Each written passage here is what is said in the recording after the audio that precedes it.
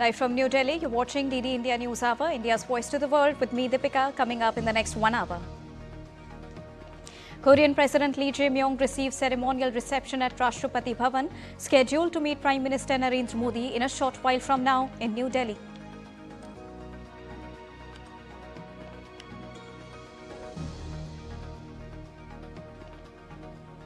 Second round of US-Iran talks hangs in balance as Tehran vows response after Trump says US seized Iranian cargo ship. In a tragic incident in Louisiana, 8 children aged 1 to 14 years lost their lives in a shooting incident, accused gunman killed during a police vehicle chase. Bulgaria's former president Radev set for landslide election victory in early results. Bulgarians cast their ballots on Sunday for the 8th time in 5 years.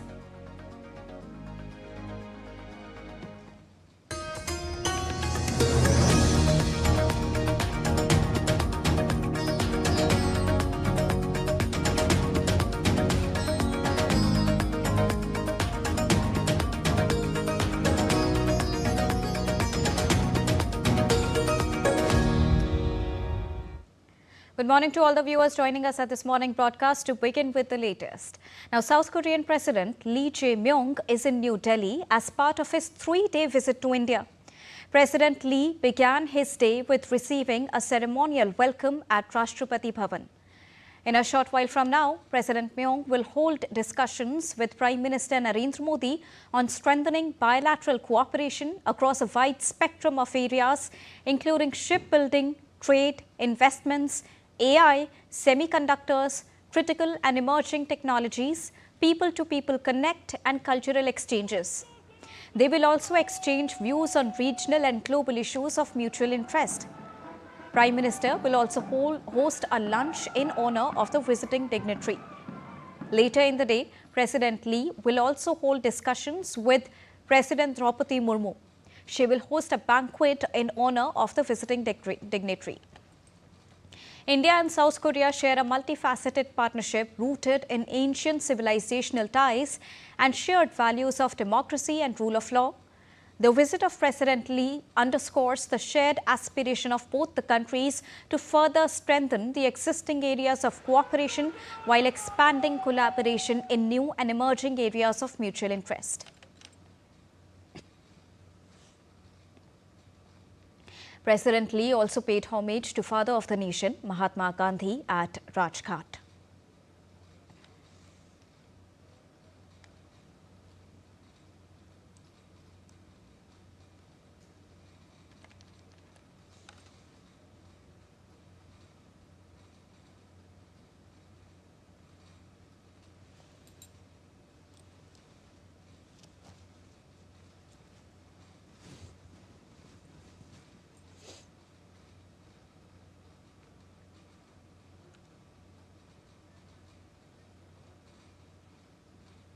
Let's now take a look at the multifaceted and special strategic India-South Korea partnership.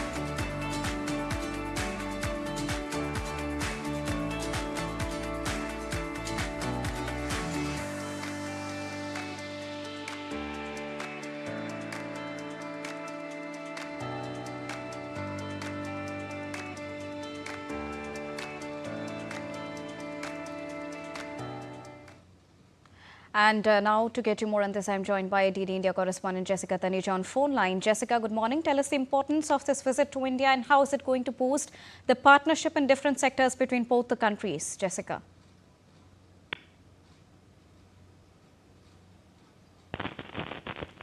Are you getting my audio, Jessica? Hi, Lipakshi. Yes, I am. Jessica, this is Deepika here. Take us through the significance, the key important highlights of this visit and which are the sectors which are going to benefit for both the countries from this very important visit.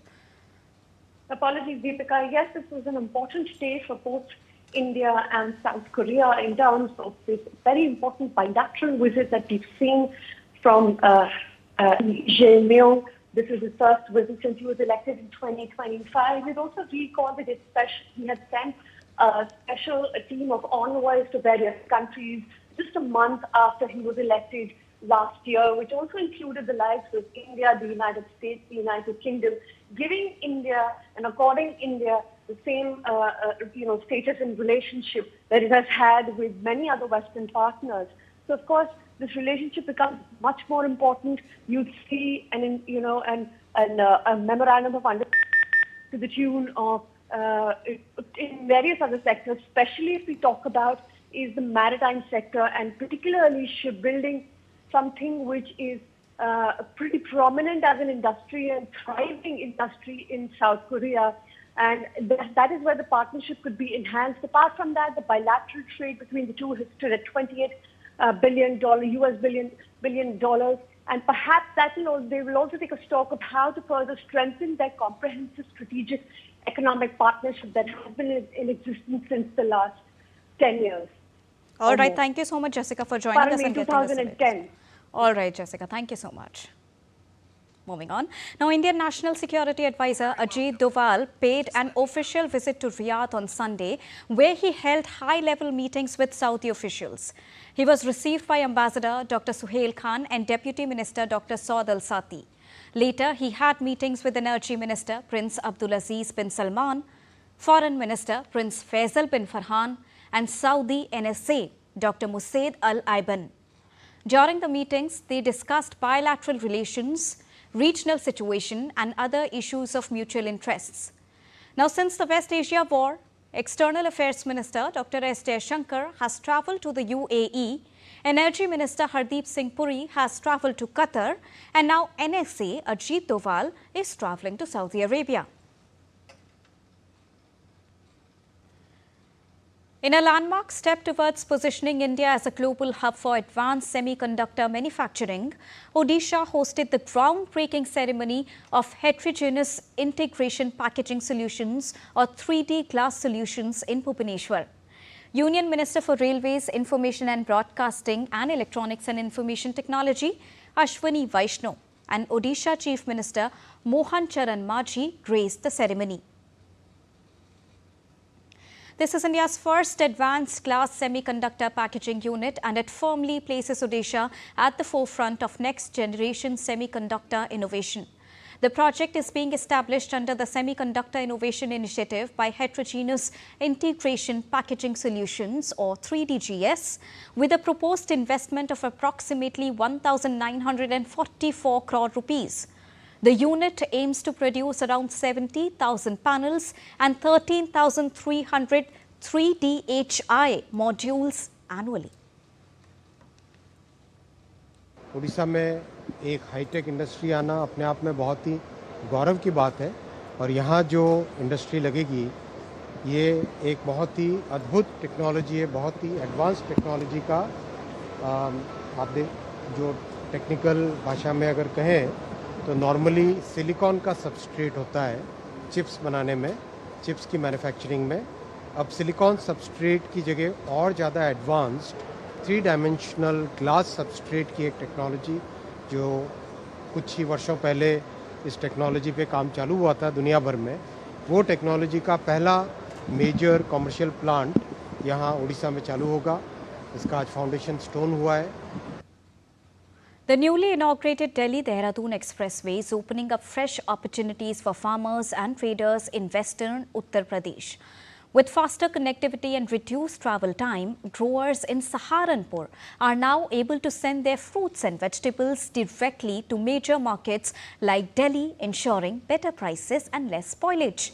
Let's take a look at this report.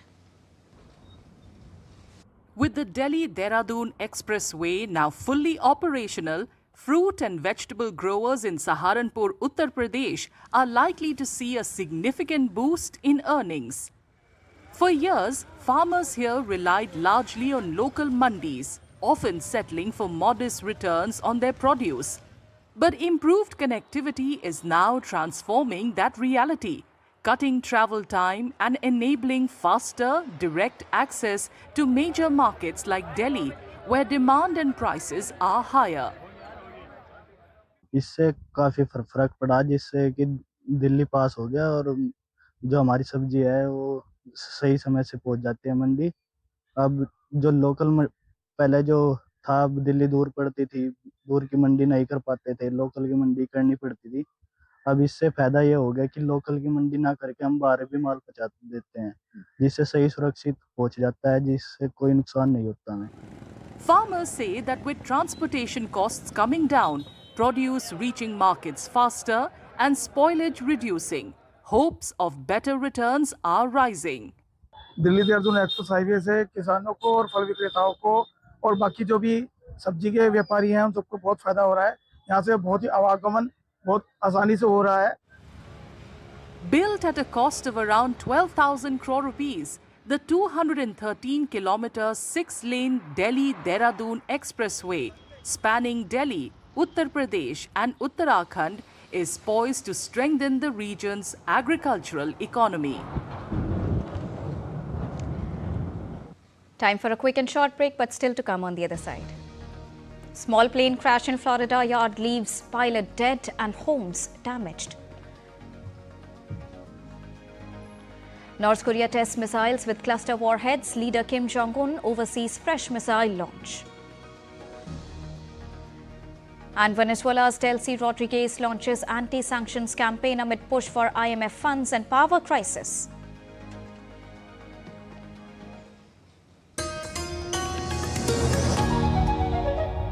Welcome to DD India, where a billion voices unite, connecting viewers to the stories that matter.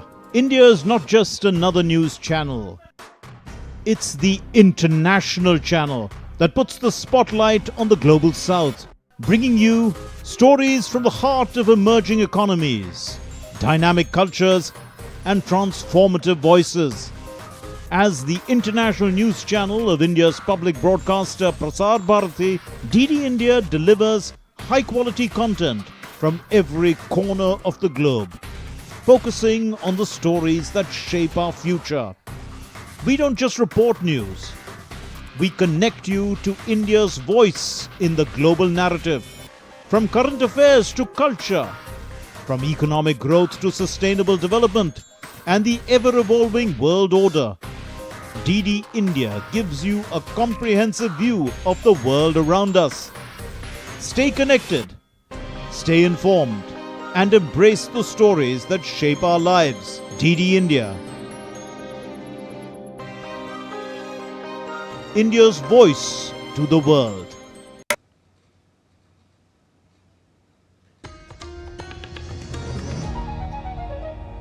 Welcome back after that short break. You're watching DD India News Hour. US President Donald Trump accused Iran of violating the current ceasefire agreement and threatened to knock out every single power plant and every single bridge if Iran does not make a deal with the United States. According to Trump's post on Truth Social, Iran's closing the Strait of Hormuz will cause it to lose $500 million a day, while the US will suffer no losses as many ships are heading to various US states to load energy. Trump also said that US representatives will travel to Islamabad on Monday for a new round of negotiations.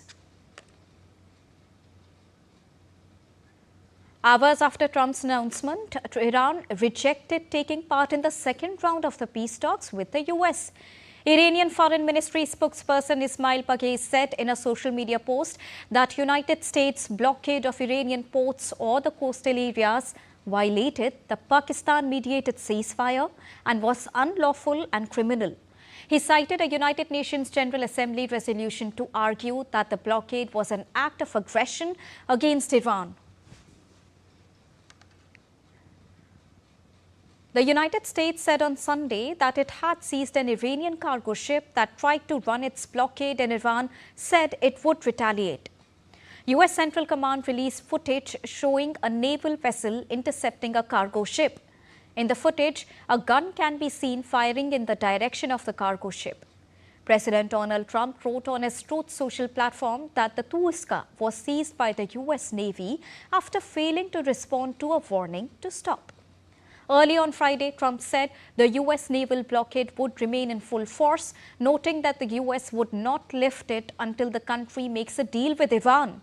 He then said on Saturday that Iran cannot blackmail the U.S. with the Strait. Israeli Defense Minister Israel Katz said that homes on the border exploited by Hezbollah would be demolished and that any structure threatening the forces and any road suspected of containing explosive devices must be destroyed immediately. Katz was speaking at an inauguration ceremony at the Jewish settlement of Sanur in West Bank. He said that the main goal of the Israeli campaign in Lebanon was the disarmament of Iran-backed Hezbollah militant group. The overarching objective of this campaign in Lebanon is the disarmament of Hezbollah and the removal of the threat to the communities of the north through a combination of military and diplomatic measures. We are holding this briefing while the IDF is deployed in the security zone in Lebanon up to the anti-tank line, at a depth of 10 kilometers from the coastline in the west to the approaches of Mount Hermon in the east. From this line, which our heroic soldiers captured, the Israel Defense Force defend Israeli communities from any direct threat. Now, for the first time since hostilities with Hezbollah escalated last month during the Iran war, Israeli reporters were allowed by the Israel Defense Forces to enter southern Lebanon in an escorted visit to the newly established security zone. Also on Sunday, the Israeli military published for the first time a map of its new deployment line inside Lebanon, bringing dozens of mostly abandoned Lebanese villages under its control.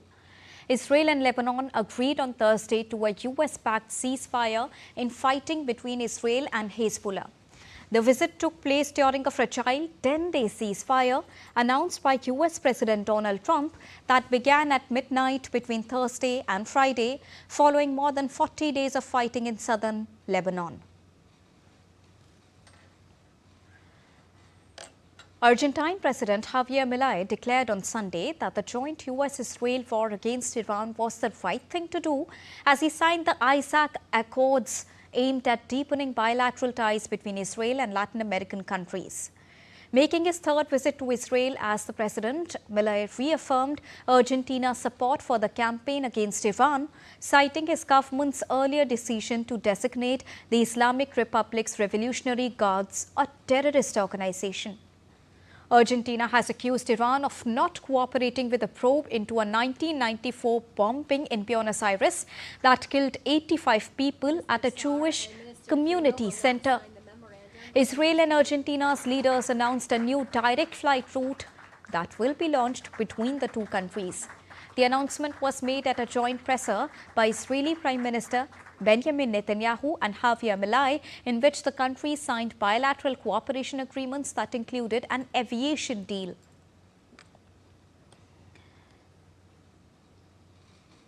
US forces killed 3 men whom the military described as illicit drug smugglers in a strike on a boat in the Caribbean.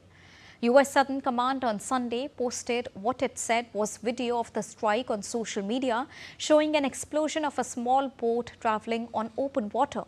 Southern Command added that the boat was traveling on known narco-trafficking routes in the Caribbean. Well, it is to be noted that the US military has so far killed 157 alleged members or affiliates of drug organizations in 45 strikes against drug trafficking vessels in the Western Hemisphere.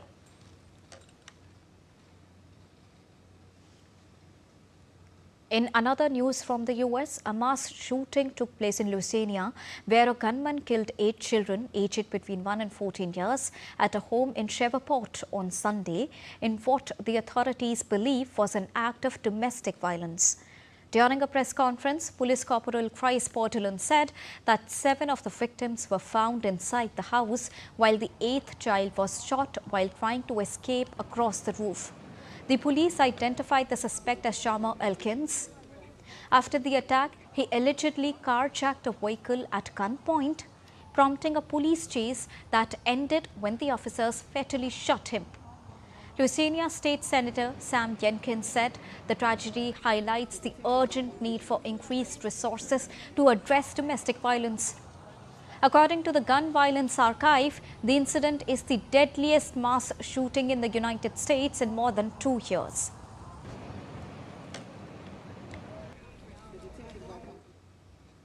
Following the mass shooting, U.S. House of Representatives Speaker Mike Johnson, a Shreveport native, on social media called the shooting heartbreaking tragedy.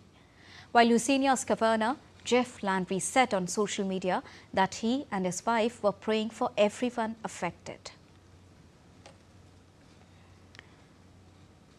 Moving on, Bulgaria's pro-Russian former president Rumen Radev is leading in Sunday's parliamentary election with 44.59% of votes after 32% of votes were counted. Radev, who opposes military support for Ukraine's war effort against Moscow, stepped down from the presidency in January to run in the parliamentary election that comes after mass protests forced out the previous government in December. Now, if confirmed, the performance would mark one of the strongest results by a single party in a generation. Radev's progressive Bulgaria's decisive victory may see an end to the instability that has resulted in 8 elections in 5 years. Now, final election results are expected later today, which is Monday.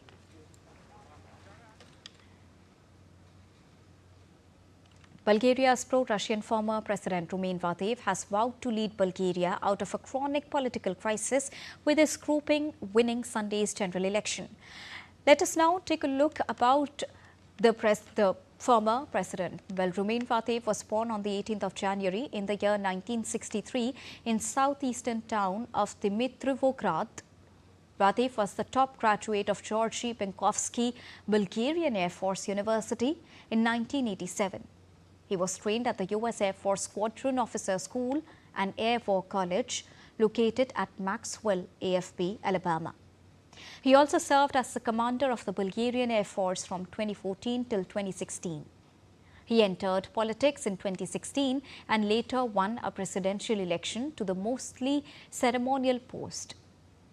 Radev served as Bulgaria's president until earlier this year and called for a referendum on Bulgaria entering the Eurozone in 2025. He now urges dialogue with Russia. Radev has also slammed military aid to Ukraine. When the previous government resigned in December, he stepped down as the president to run as a premier.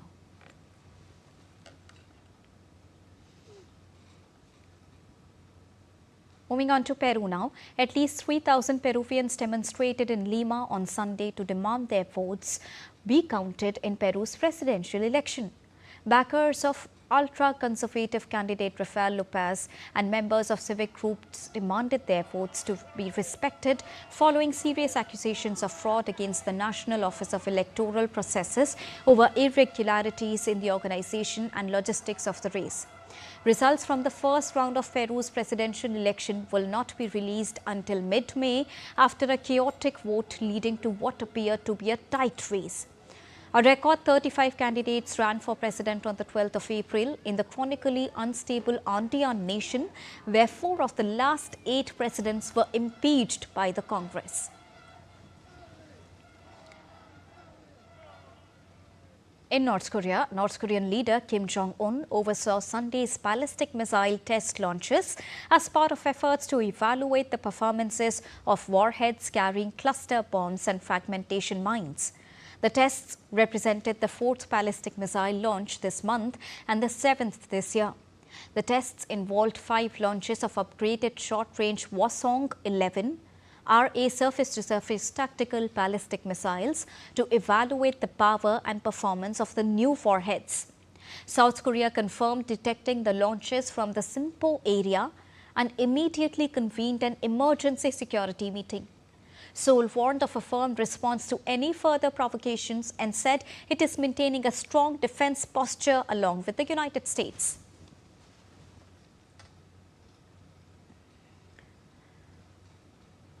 One person was killed when a small plane crashed into a Florida resident's yard and erupted into flames and plumes of smoke on Sunday.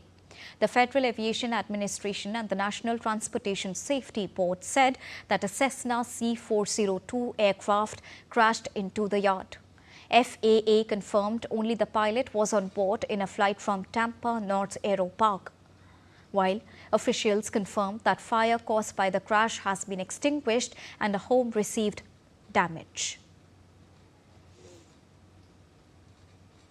Venezuela's acting president, Delcy Rodriguez, launched a pilgrimage against sanctions in Zulia state, calling for the lifting of restrictions while addressing the region's ongoing power crisis.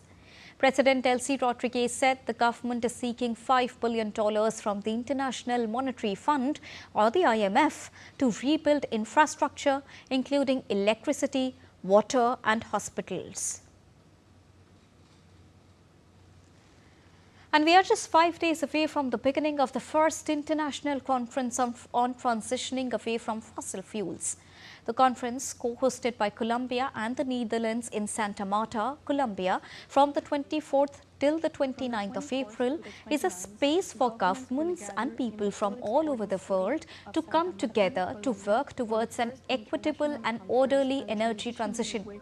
Now, more than 50 nations are attending the world's first conference on phasing out fossil fuels against a backdrop of wartime fuel shortages, soaring prices and a scramble for energy security in what the International Energy Agency, or the IEA, has called the biggest oil supply shock ever.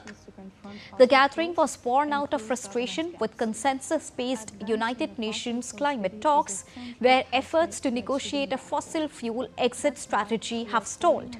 But organizers say the energy shock caused by Iran's chokehold on the Strait of Hormuz, the key transit point for Gulf oil and gas shipments, has strengthened the case for a fossil fuel phase-out, even as some countries look to coal in the short term to secure the supplies. Time for a quick and short break, but still to come on the other side. Campaigning peaks in West Bengal and Tamil Nadu ahead of crucial assembly elections. Nation marks 895th birth anniversary of Mahatma Basaveshwara, celebrating his legacy of equality and social reform. And in sports, Man City's Haaland seals crucial victory over Arsenal in Premier League, scores 23 league goals of the season.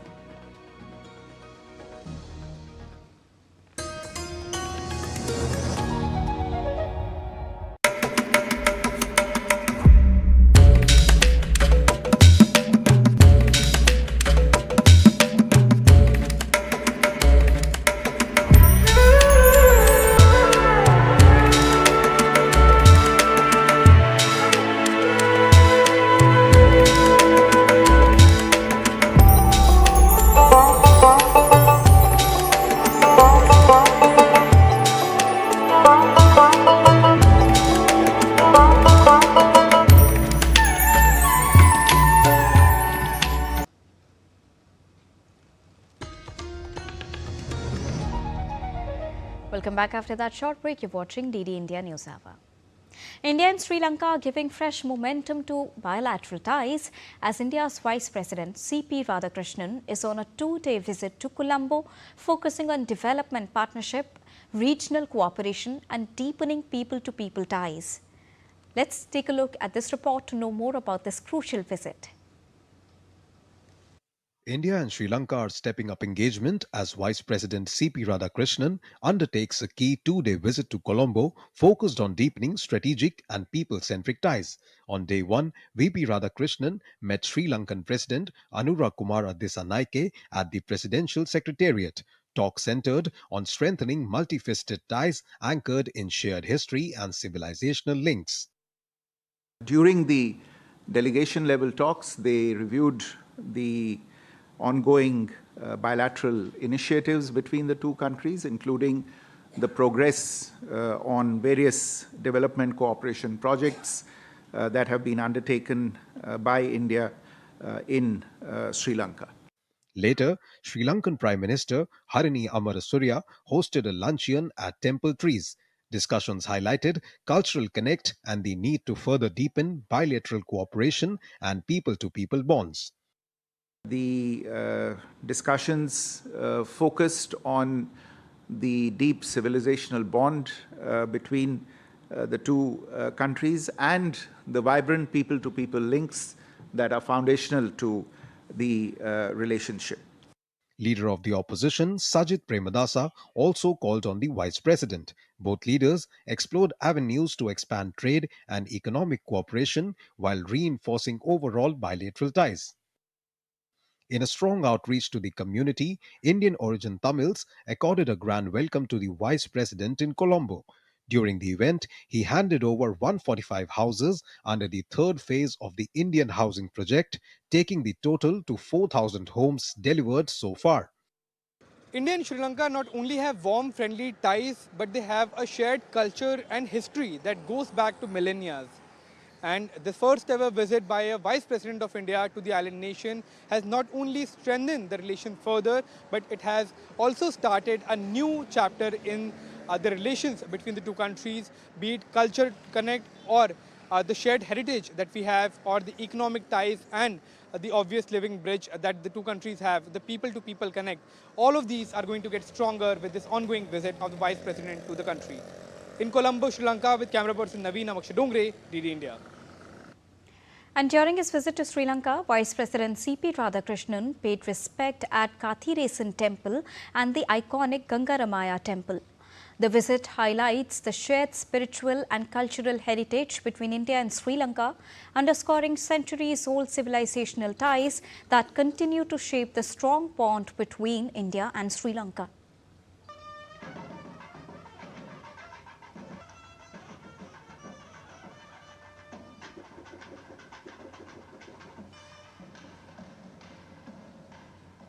Earlier, our correspondent Akshay Dongre spoke to the Indian diaspora and the citizens of Sri Lanka who are very excited for this visit of Vice President of India to Sri Lanka. Let's take a listen to them.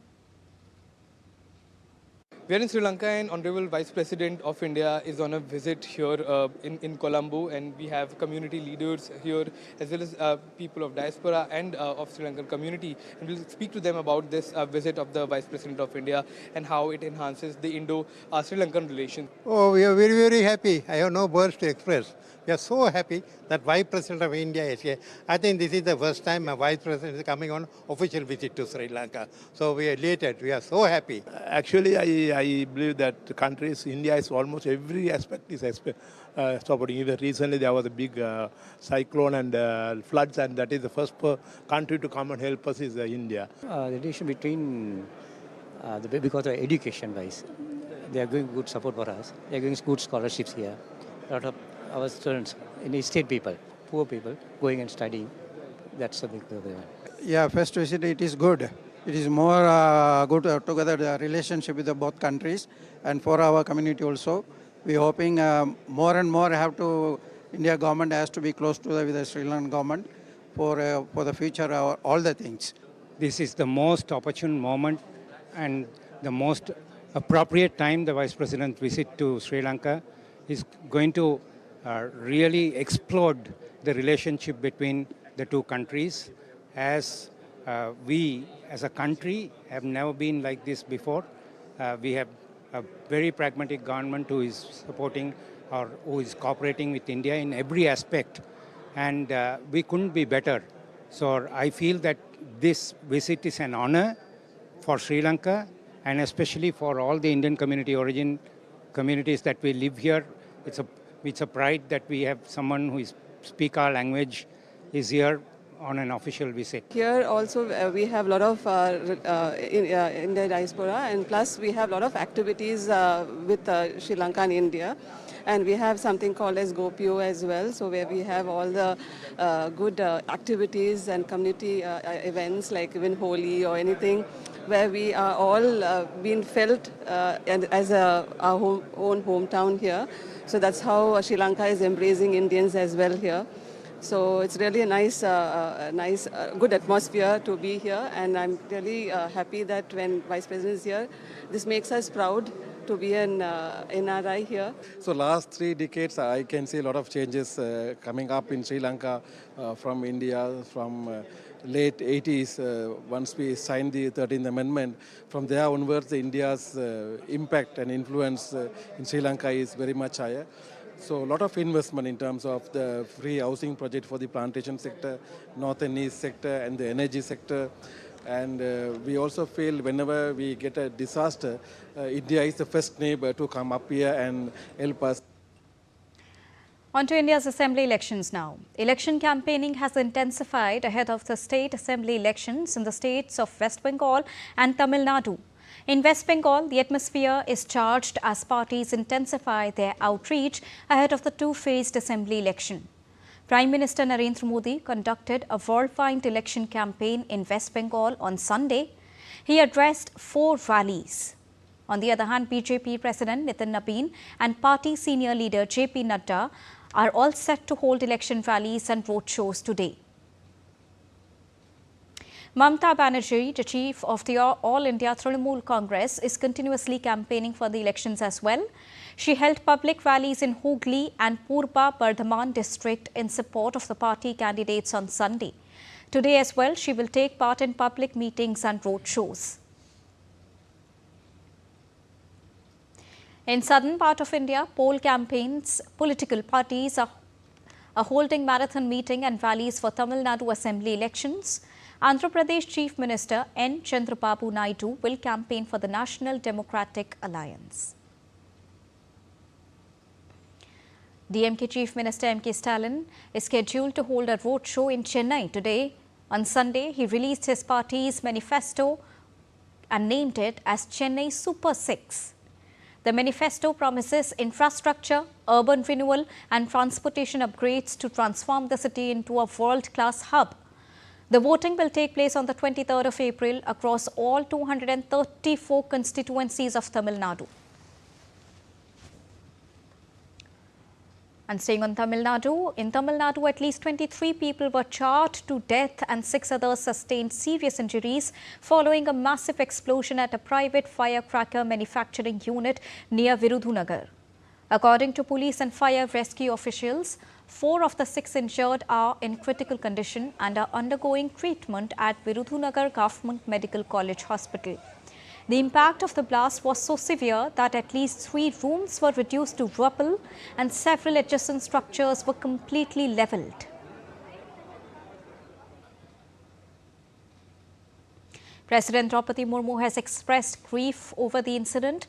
In a social media post, she wrote, and I quote her here, "The loss of lives in a tragic accident at a firecracker factory at Virudhunagar district, Tamil Nadu, is deeply distressing.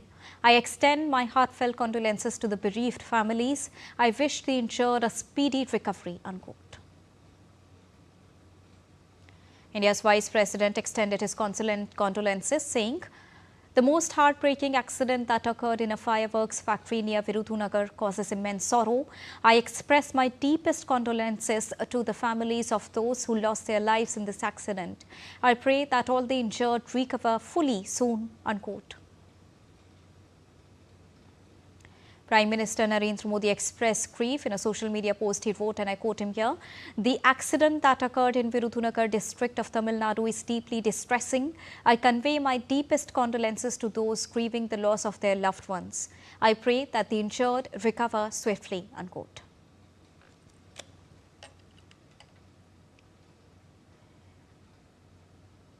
In Kashmir, security has been significantly tightened across major tourist destinations in Kashmir ahead of the first anniversary of the deadly Pahalgam terror attack that took place on the 22nd of April in 2025 and left 25 tourists and a civilian dead. Officials said all security agencies have been placed on high alert to prevent any subversive activity, particularly around popular tourist sites. Ground-level meetings have been held to finalize comprehensive security arrangements, followed by reviews of senior officers. And today is the 895th birth anniversary of Mahatma Basaveshwara. As a 12th century philosopher, social reformer and founder of the Lingayat tradition, his teachings on equality, humanity and democracy continues to be commemorated annually, primarily in Karnataka, Maharashtra and other parts of South India. Born in the 12th century at Bagepalli of Karnataka, he was a revolutionary poet and a saint. He founded the Anubhav Mantapa, that is the Hall of Experience, a spiritual and democratic forum that included 770 seers, including 70 women. His philosophy emphasized the Soha, that is, social distribution and service, and humanized the divine through his vachans. In 2015, Prime Minister Modi unveiled a statue of Basaveshwara in London, acknowledging his global significance as a pioneer of democracy and free speech. Prime Minister Narendra Modi praised Basaveshwara for creating the Hall of Experience, describing it as an early democratic institution that emphasized open debate and women empowerment.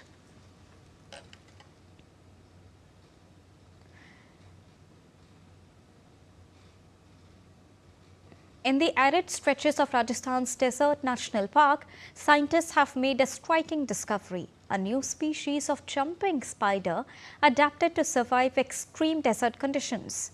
The find is shedding light on the region's hidden biodiversity and the crucial ecological role these tiny predators play in keeping the desert's ecosystem balanced.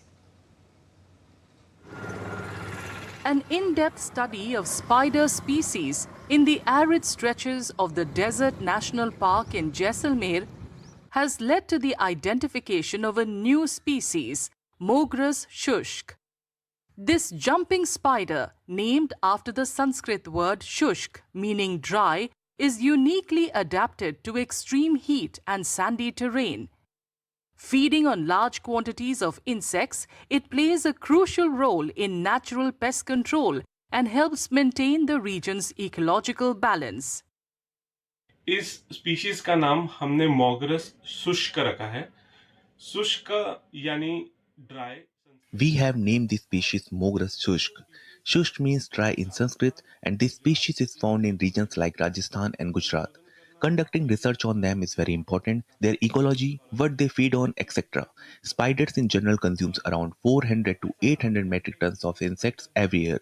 If spiders did not exist, a much higher amount of pesticides would be required in farmlands. Therefore, they play a very important role in their ecological cycle.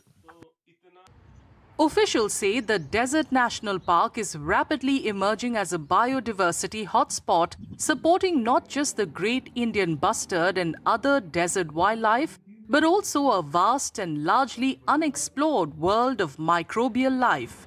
पूरे world में 60,000 तरह की जो spider पाई जाती है, इसमें से Across the world, around 60,000 species of spider are found. Of these, about 2,000 species are found in India.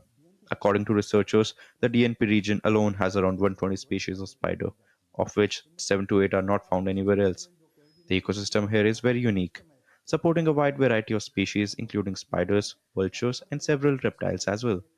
Altogether, DNP represents a distinct and diverse ecosystem. काफी है इस तरह जो भी है कि यूनिक डेजर्ट इकोसिस्टम डीएनपी का है. These findings, along with 3 other previously unknown species discovered in different parts of the country, have been published in scientific journals, European Journal of Taxonomy and Zootaxa. Teachers from Khammam in Telangana have developed 6 low-cost smart devices to make roads safer for people with hearing impairments. The innovations use vibration, light and sensory alerts to replace sound and improve mobility and safety. How can roads be made safer for people with hearing impairments? That is the question a group of teachers from Khammam in Telangana set out to answer. And they have come up with not just one solution, but 6. These include a smart safety stick for elderly users, which vibrates when a vehicle approaches within a 70-meter radius and has an LED light for visibility at night. For two-wheeler riders, a smart helmet provides vibration alerts and visual signals when vehicles approach from behind. The helmet works in such a way that when a person is riding a bike and vehicle honks from behind, the device detects it through vibrations. Light placed near the nose area turns on and vibrate, alerting the rider. Based on this alert, the rider can decide whether to move forward or to take a side. Pedestrians, including children with hearing impairments, can use a smart cap that delivers head-mounted vibration alerts. Then there's a smart handband, a wristwatch-like device that offers strong tactile warnings. For hearing-impaired drivers, a dashboard-mounted device provides alerts through light signals, a buzzer, and even a small fan that creates airflow as a sensory warning.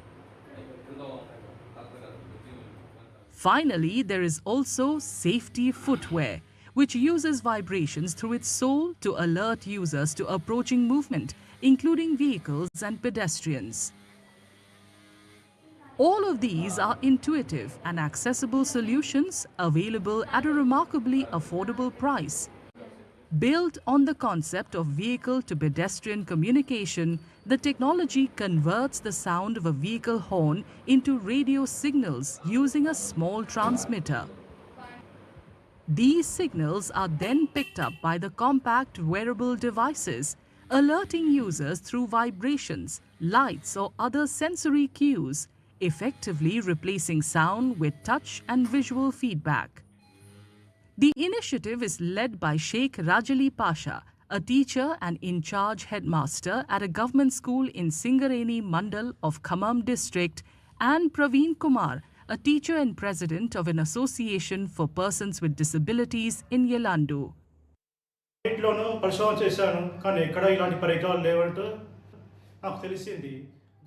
I conducted research and found that there is no proper equipment for people with hearing impairments, except for hearing machines. However, hearing machines are useful only for hearing and do not provide alerts if a vehicle is approaching from behind. Considering this problem, I worked on it for 2 years and, using different computers and electronic components, developed this equipment.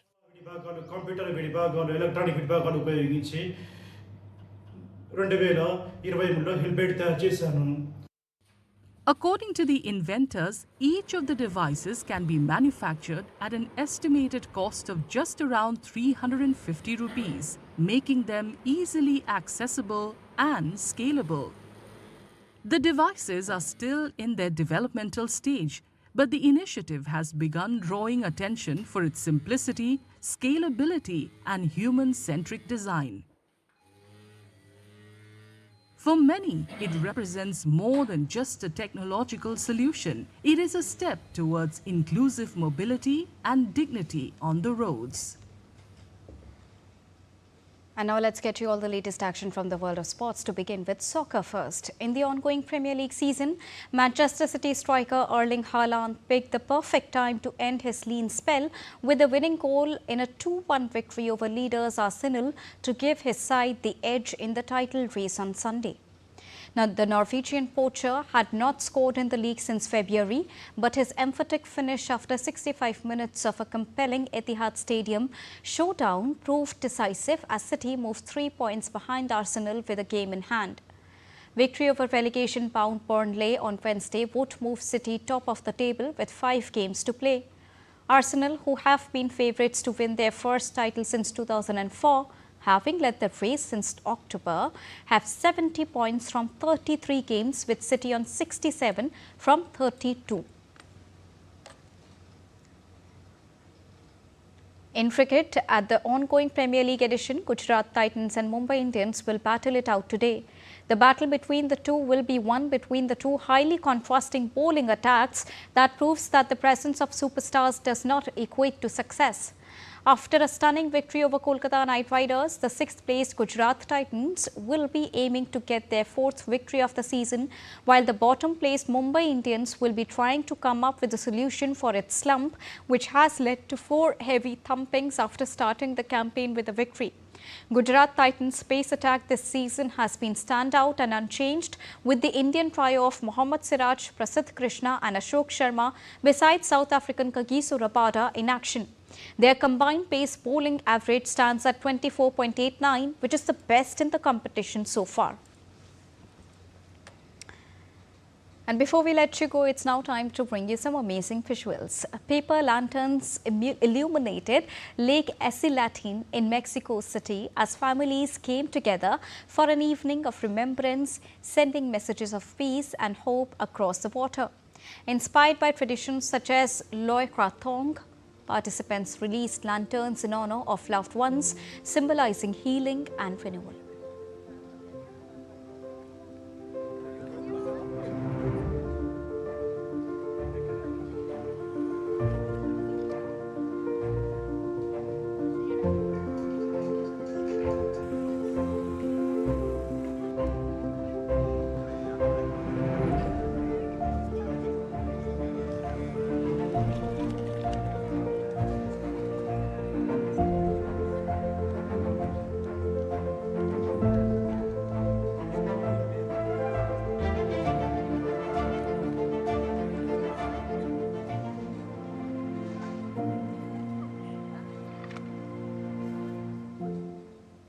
And that's all for this edition of DD India News Hour. But do let us know your thoughts on the news of the day. For those on the go, you can get all the latest news and updates from India and across the world on the DD India mobile app. The app is available on both Android and iOS platforms. Scan the QR code on the screen to download it right now. We'll be back with more news as it breaks here on DD India. I am Deepika, and from all of us here in New Delhi, thank you so much for watching DD India News Hour this morning. Namaskar.